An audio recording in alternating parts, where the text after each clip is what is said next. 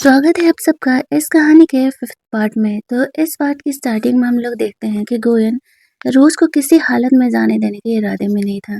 उसका प्यार और ऑब्सेशन रोज के लिए बढ़ते जा रहा था।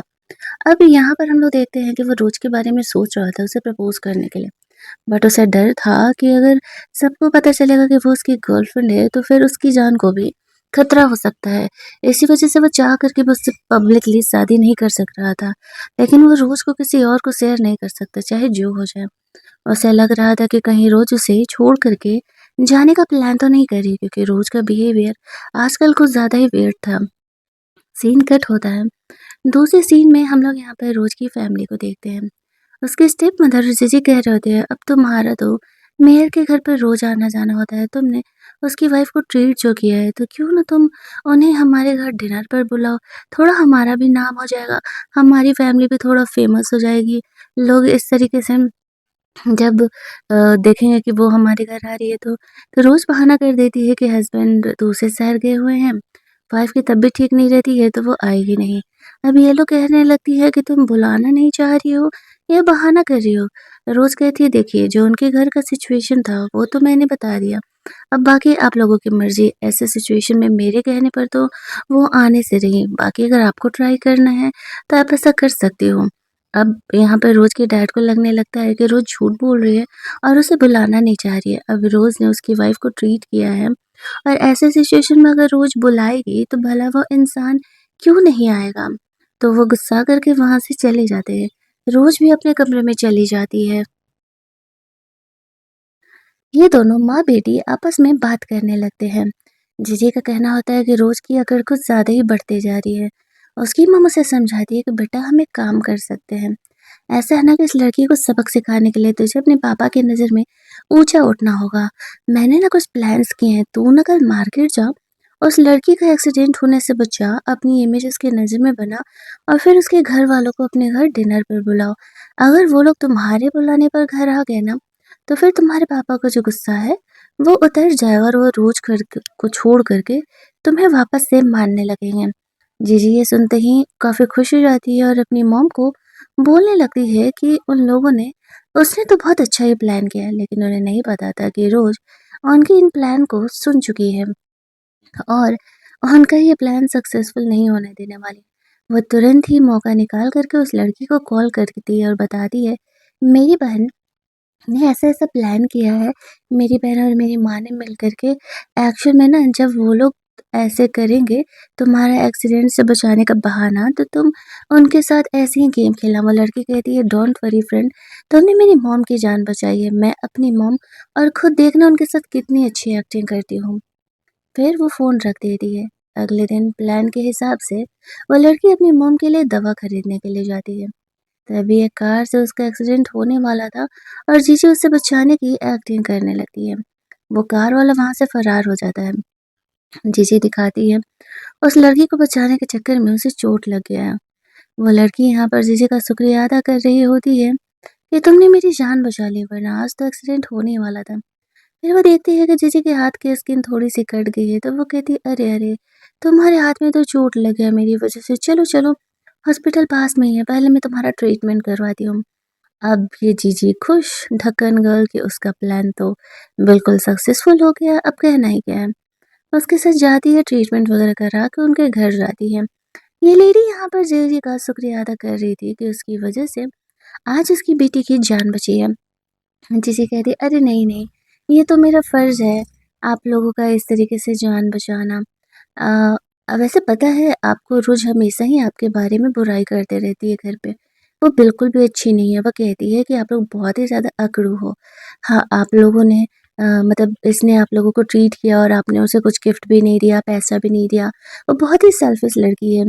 ये लोग तो उसकी बातों को सुन के समझ जाते हैं कि जीजी सही कह रही थी, ये लोग बहुत ही बदमाश हैं।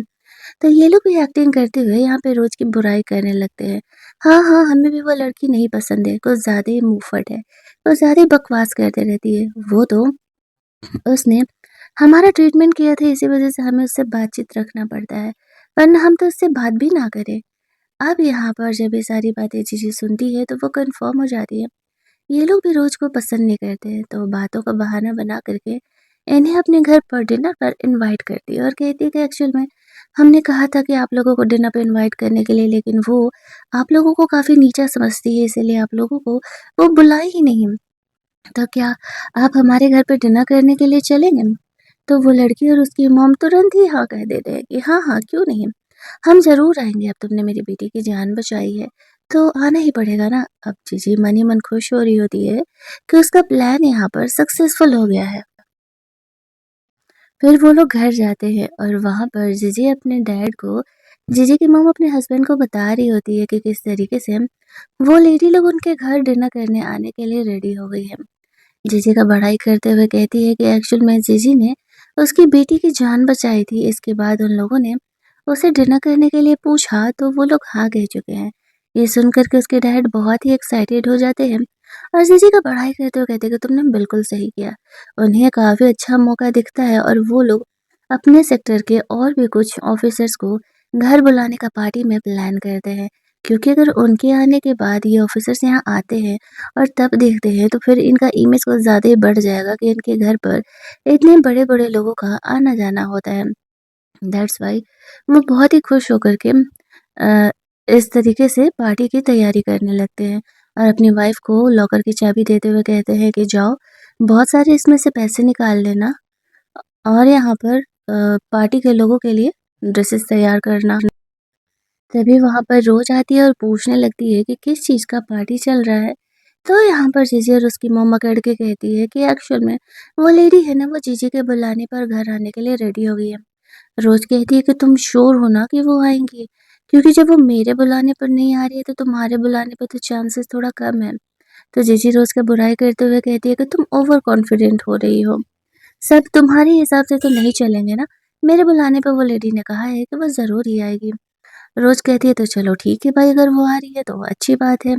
और वो स्माइल करते हुए सोचती है आज जो तुम्हारा इंसल्ट होने वाला है ना, वो तुम कभी नहीं भूल पाओगे।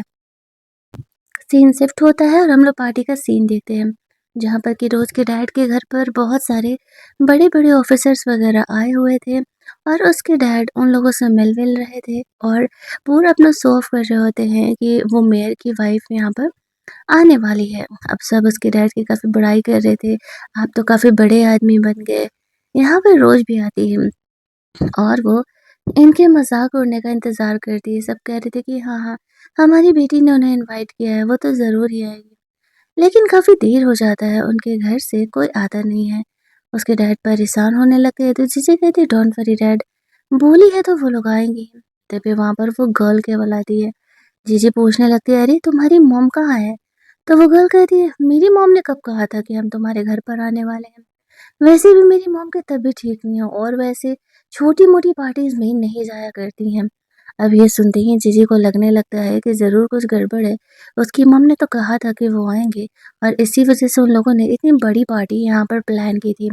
अब जब वो लड़की क्लियर कर देती है कि उसकी मॉम यहाँ पर नहीं आने वाली है और डैड तो शहर में ही नहीं है, तो वो लोग उससे कुछ बोल नहीं सक रहे थे। वो लड़की रोज़ से बात करने के लिए चली जाती है और जो ऑफ़िसर्स थे वो लोग यहाँ पे रोज़ के डैड का मज़ाक उड़ाने लगते हैं। ये लोग किसी काम के नहीं है और सारे पार्टी छोड़ कर के चले जाते हैं। इस बेइज़्ज़ती से रोज़ के डैड को बहुत गुस्सा आता है और वो अपनी वाइफ़ और जीजी को थप्पड़ मार देते हैं और बोलते हैं कि तुम लोग सच में किसी काम के नहीं हो। मेरा जो बेइज़्ज़ती तुमने यहाँ पर कराया है, उस चीज़ का सबक तो मैं तुम लोगों से लेकर के रहूँगा। उन्हें भी वहाँ से जाने के लिए बोलता है वो और फिर वो जाकर के उस लड़की से माफ़ी माँगता है कि सॉरी, मेरी बेटी की वज़ह से तुम्हें ये सब कुछ सुनना पड़ा, तुम बुरा मत मानना। रोज़ कहती है डोंट वरी डैड, मैं सँभाल लूँगी।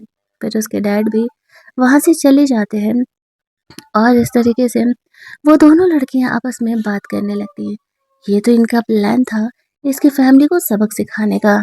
पार्टी खत्म होने के बाद वो लोग जब वहां से बाहर निकलते हैं, तब इस तरीके से वो लड़की रोज से बोलती है कि तुम्हें अपनी फैमिली को छोड़ देना चाहिए, ये लोग सच में बहुत ज़्यादा ही विशियस है, तुम्हें ये लोग छोड़ेंगे नहीं। रोज कहती है हाँ, बस कुछ दिनों का बात है, वो भी अपनी फैमिली को छोड़ करके जाने का प्लान कर रही है। सिर्फ कुछ वक्त उसका प्लान यहाँ पर सक्सेसफुल हो जाए, फिर वो ये शहर छोड़ करके चली जाएगी। उसके फ्रेंड कहती है कभी भी किसी चीज़ की ज़रूरत हो तो मुझे बताना ज़रूर, मैं हमेशा तुम्हारे सपोर्ट में रहूँगी। फिर वो भी वहाँ से चली जाती है।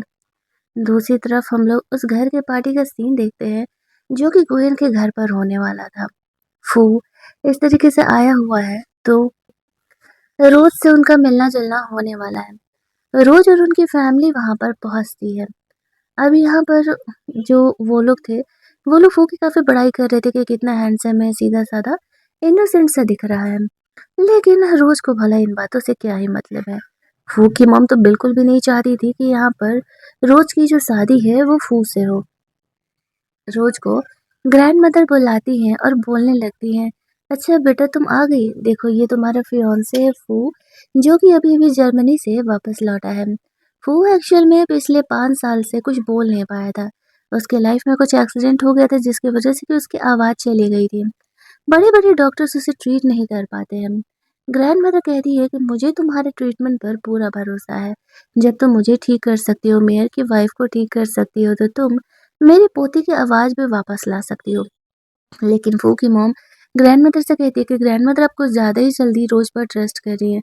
मुझे नहीं भरोसा है कि जब इतने बड़े-बड़े डॉक्टर यहाँ पर इसे ट्रीट कर चुके हैं और ये बोल नहीं पाया तो ये इसे ठीक कर पाएगी। लेकिन ग्रैंडमदर का ज़िद था कि नहीं रोज़ यहाँ पर एक बार ट्रीटमेंट ज़रूर देगी। तभी वहाँ पर गोयन आता है।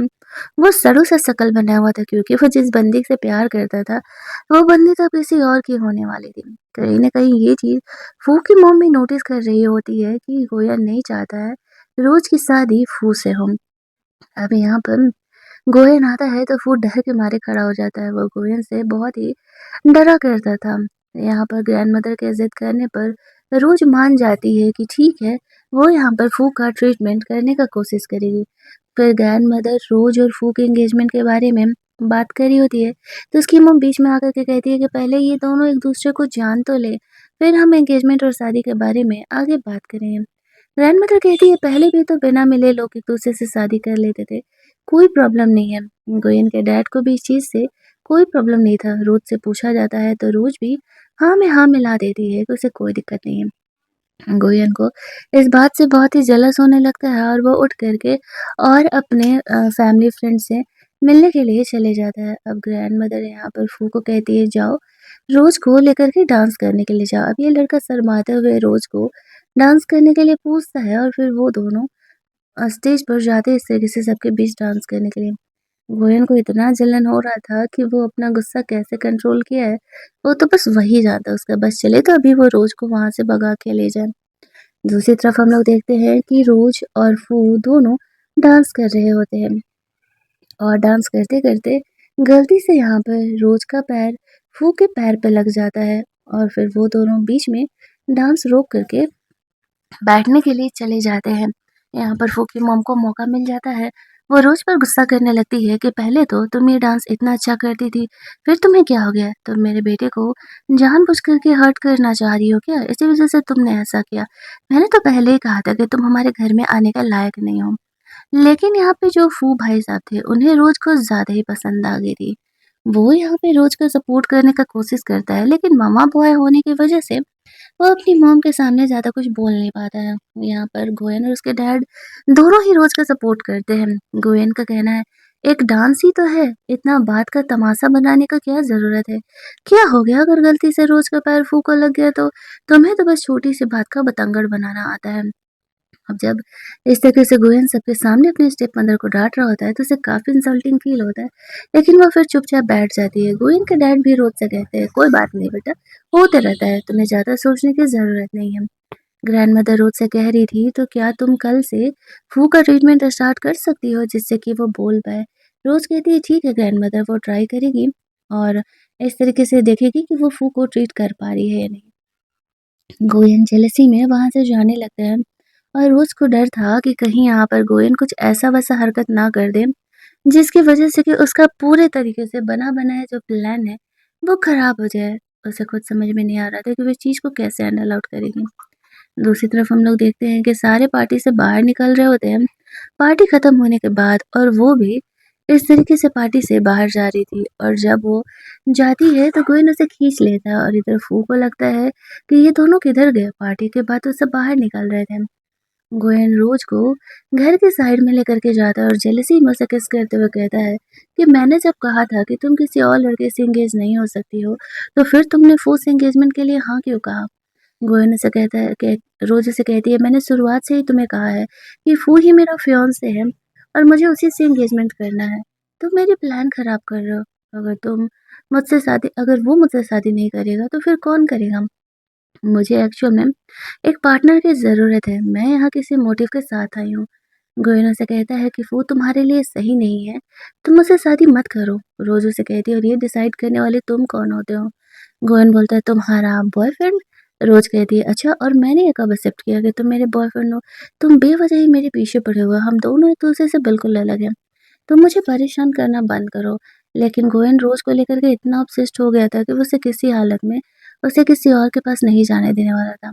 तभी वहाँ पर फू रोज़ को ढूँढते हुए इधर आने लगता है। गोयन जल्दी से रोज़ को छुपा लेता है ताकि फू ना देखे। वो इधर लड़की का फेस देखने के लिए आ रहा था तो गोयन उसे डाँटते हुए कहता है, लगता है कि म्यूट होना भी तुम्हारे लिए काफ़ी नहीं है। तुम मरना पसंद करोगे जो मेरी गर्लफ्रेंड का शकल देखना चाह रहे हो। अब गोयन के ऐसे डाँटने पर फूक को फ़िलहाल वहाँ से जाना पड़ता है।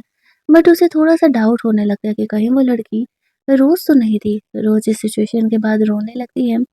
गोयन से वो कहती है कि वो उसकी लाइफ़ क्यों डिफ़िकल्ट कर रहा है। एक तो ऑलरेडी वो अपनी पर्सनल प्रॉब्लम से लड़ रही है और ऊपर से गोयन का इस तरीके से उसे परेशान करना। गोयन ऐसे कहता है, अच्छा ठीक है, चलो मैं तुम्हें परेशान नहीं करूँगा। जैसे कि तुम्हें पता है, मेरा तुम्हारा फू के साथ डांस करना बिल्कुल भी नहीं पसंद आया। तो तुम यहाँ पर मेरे साथ डांस करो और फिर मैं तुम्हें जाने दे दूँगा। रोज़ कहती है, तुम पक्का अपनी बात से नहीं मुकरोगे ना? वो कहता है, नहीं। और फिर वो दोनों कुछ देर तक वहाँ पर कपल डांस करते हैं। घर के बाहर इस तरीके से अंधेरा था, इसीलिए किसी का ध्यान वहाँ पर ज़्यादा नहीं है और सारी फैमिली आफ्टर पार्टी टायर्ड होकर के आराम करने के लिए चली गई थी। रोज़ की फैमिली भी चली गई थी और उन लोगों को पता भी नहीं था कि रोज़ किधर है।